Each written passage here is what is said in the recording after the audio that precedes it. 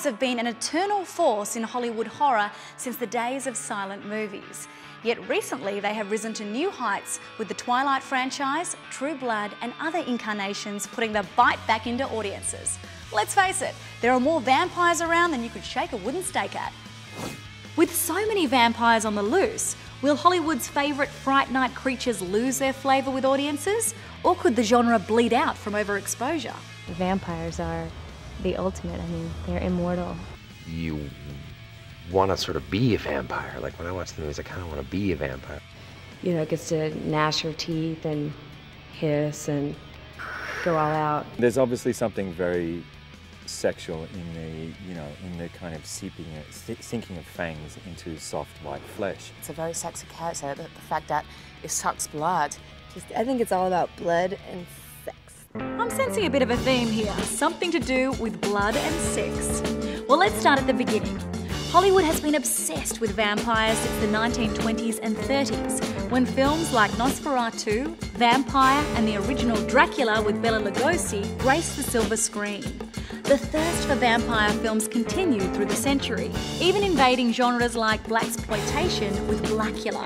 Movies and shows such as The Lost Boys and Buffy the Vampire Slayer transfused teen power to vampire tales, helping to open the current vein of hip, pretty young dead things to the genre. Author Anne Rice became the authority on the underworld with her Vampire Chronicle novels, two of which were made into hit films, Interview with the Vampire, which propelled Brad Pitt into the Hollywood stratosphere, and Queen of the Damned, notable for being Alia's last film before she was tragically killed in a plane crash after the shoot was complete.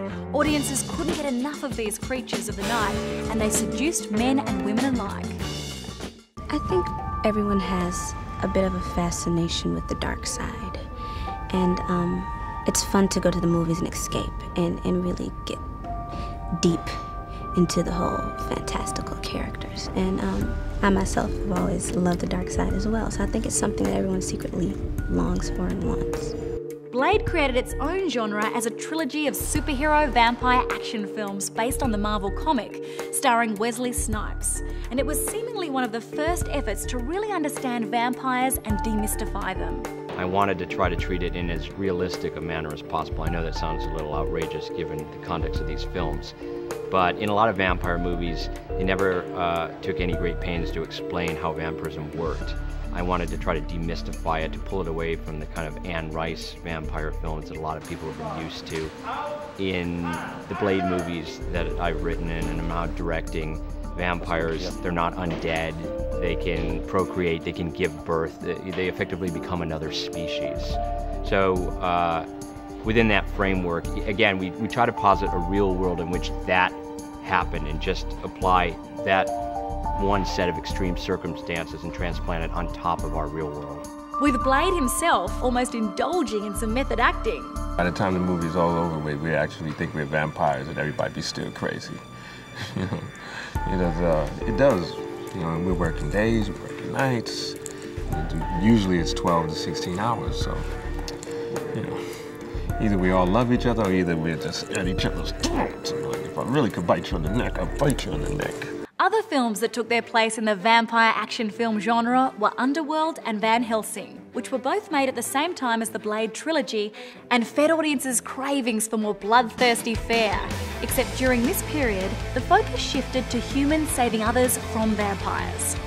Van Helsing himself, Hugh Jackman, encapsulates our love affair with the dark side perfectly. It's been the stuff of fiction, of campfire stories for hundreds of years. And it always will be, and you know, you only have to look at how big Halloween is in modern day life to realise that it's never going to die. We have this fascination with the dark side, with death, with ghosts, with monsters, with chaos, really. And that's what these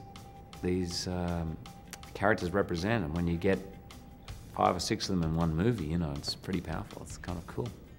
There is a kind of relish in seeing a story retold, you know, over the years, and a new generation's perspective on it, and a new generation's take on what that would be like. It is a sexy story. What exactly is sexy about it has something to do with the sort of quiet torment of a person who is has made a compact with the devil and will live forever, but is not allowed to feel anything, can only feel pain. When Aussie Richard Roxburgh was cast in the intimidating role of Dracula, a character that's already been played by countless actors, including Christopher Lee and Gary Oldman, he relished the challenge to turn to the dark side. Dracula has to be sexy, has to be a brilliant actor. And, you know, everyone knows, every actor knows of the great Draculas that have been. And it's, I would say, the most daunting task of all would have been Richard's to play Dracula. There is something really alluring about that, even though it's dark, that there is a real sexiness there, and even though in this scene she's kind of under his spell, so therefore is, to all intents and purposes, unconscious, there's still a kind of drawing towards, which I suppose is just the kind of the way that people are drawn to dark things, because they're kind of mysterious, because it's otherworldly, because you don't understand it. Because it's like fire, you know, and you're drawn towards it. Fans of vampire films universally disagree on the rules of playing a vampire and characteristics of the world of the undead. Pale skin? Not in Blade's case. Allergic to garlic? Not in Twilight. One funny thing about vampires that, especially working on a vampire movie, people have seen so many things and read so much that they have an opinion on what an actual vampire is, as if it's an animal or something. They say like a vampire walks like this and a vampire can do this and a vampire can do that. It's like, what are you on about? Like, this is just they're made up creatures. So yeah, it was quite nice to break it down to just it being a word again. And there's so many connotations which come into your head, but I mean, I tried to just make it into a kind of disease. I mean, it was quite fun just to reinvent such a cliched, I guess, subject. Almost every single stereotype of traditional vampires is abandoned. Let's talk about it. The Twilight phenomenon. The film adaptations of Stephenie Meyer's wildly popular teen gothic romances that have exploded, attracting a predominantly female audience that cynics have labelled as twihards. These fans are so obsessed they even admit that they suffer from obsessive Twilight disorder. All of them are. All of them are completely obsessive. So besides the casting of pretty young things, which is a no-brainer, what else is it about this phenomenon that has driven legions of devoted young fans and their rapt mothers to distraction? Is it the extraordinary love story? The dashing vampire Edward Cullen's abstinence from human blood and his struggle to resist the desire for the blood of his human girlfriend, Bella Swan? Is it the thrill of being someone else's forbidden fruit? The fascination with an unwholesome relationship mixed with the desire to save the bad boy? Or is it the age-old bad boy adage, stay away from me for your own good? Well, you watch a movie like Titanic or Romeo and Juliet where two people come from different worlds, but they find a way to be together. That's what this movie's about. Edward and Bella are from different worlds. One's a vampire, one's a human. They find some way to be together against all odds, and they do have to fight with other people. Everybody's against them, but they're together and they're in love. So you are carried away in this mad romance. It's so powerful, and I think anybody that's ever fallen in love or wants to fall in love, you want to feel that, you want to experience it, you want to go for that ride. Yeah, I mean, I think that's definitely part of it. I think maybe the reason girls like the whole bad boy thing is because they think they're strong enough to take it and none of the other girls are. Do you know what I mean? It's like they can change them. Yes, exactly. I can do it. He's good for me. Nobody else. And that is Edward and Bella to a T. It's like she's the only one, nobody else. So that is, and it's hard for her to be with him. It's not easy. So she's like making sacrifices. One thing's for sure right now, at least. Fans are willing to devour as many vampire stories as Hollywood can dish out. And it seems to be a part of the Hollywood Cool Kids Club, you have to have played a fanger or a fang banger, to quote True Blood law. You know, it's sort of like giving your Hamlet in a way, giving your vampire. You know, there's been many depictions of vampires, and it's exciting and a challenge to kind of see what you bring to a vampire. But especially this character, I think Arrow is, given that he's so dangerous and deadly and powerful. The thing that appeals to me most about being a vampire is this notion that it represents everything we think we want. It's the ultimate careful what you wish for, because with it comes this amazing power and eternal life.